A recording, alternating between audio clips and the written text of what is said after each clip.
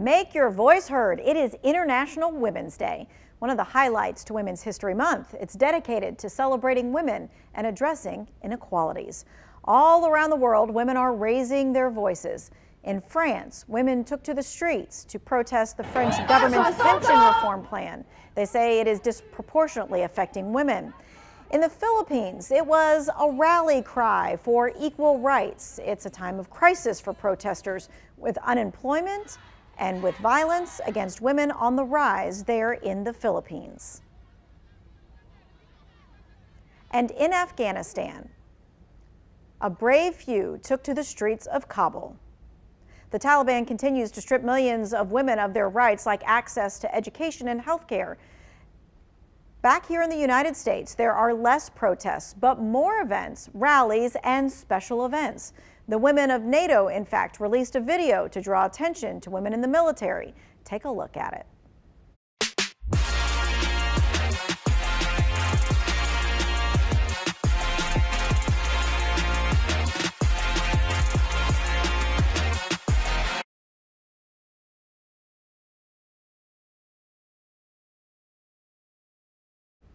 Well, back in the Triad, there are a few events happening today and through the weekend aimed at celebrating women and celebrating unique opportunities to educate women in the community. Today, the Refugee and Immigrant Foundation, known as the New Arrivals Institute, asked women from the community to come dress in their best pink and purple clothes to celebrate their female clients. They saluted their strengths, recognized their struggles, and showcased their talents. Mayor Nancy Vaughn was also there. The women took the time to tell stories about their journeys. Well, this weekend, Lifted Voices is putting on a live exhibit at the Greensboro History Museum. Guests can explore women's history with costumed interpreters throughout the galleries who will share popular as well as little-known stories of women in Greensboro and around North Carolina. The free event is from noon until 2 on Saturday. Also happening Saturday, the Forsyth County Sheriff's Office is hosting a recruiting event for women. They're calling it the She-Riff, Women's House Open House. They say this is a need for more women in law enforcement. The event is for women by women, but of course supporters are all welcome. Join the activities from 9 until noon at the Sheriff's Office in Winston-Salem. Now, International Women's Day and Women's History Month both have extensive histories of their own as how they came to be. So we're going to start with some background on why so many are taking action on celebrating this day. In 1910, Germany's Clara Zetkin, leader of the Women's Office for the Social Democratic Party, used her platform to push for one day where all nations both advocated for and celebrated women. A year later, it happened. Women in Austria, Denmark, Germany, and Switzerland observed the first International Women's Day on March 19, 1911. 3 years later, women in the UK observed and protested for women's suffrage. More than 6 decades passed before the United Nations celebrated the first International Women's Day in 1975.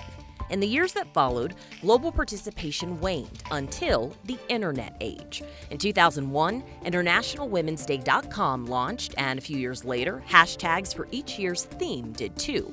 In 2011, President Barack Obama proclaimed March Women's History Month and encouraged Americans to celebrate the accomplishments of women throughout history. But while the U.S. recognizes International Women's Day, it's not an official holiday here, like it is in more than 24 other countries worldwide. And that's connecting the dots. Before former President Barack Obama proclaimed this month for women's history, another president took charge in getting the recognition for women started. Former President Jimmy Carter. Carter is credited with many achievements during this time in office, one of them being Women's History Month. Before it was a month-long event, the observance started as a week in 1980, first recognized on a national level by then President Carter. He acknowledged the importance of the week by highlighting the love and the strength of women who helped build the nation from the beginning. 7 years later, Congress passed a law extending the week-long celebration to a month. Equal pay, of course, is a topic of discussion at many rallies and protests. Equal Pay Day also falls in Women's History Month. It's on the 14th. Equal Pay Day is a symbolic day in raising awareness of the gender pay gap. It symbolizes just how far into the year the average woman has to work in order to make this very same as a man made in the entire previous year. Now, according to studies, the situation is actually getting worse. As of 2022, the average woman makes 82 cents for every dollar that the average man makes, according to the Pew Research studies. That means that on average, a woman has to work into late March to make what a man makes in the previous year, hence the date of the symbolic day. This is not for all women, though. I want you to check out the demographics. On average, for Black women, Equal Pay Day falls on August the 3rd. For Latina women, it is October the 21st. At this rate, men and women won't reach equal pay into the year 2106.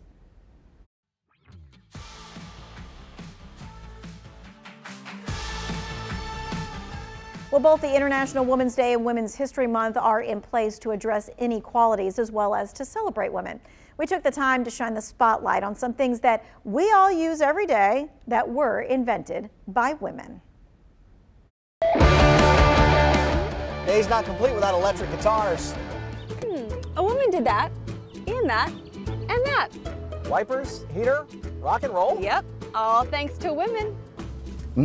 Iced coffee. You know, a woman did that, and that, and that. The refrigerator, coffee, and beer? Yep, all thanks to women. Nice. So many things we use today, all thanks to women. To women.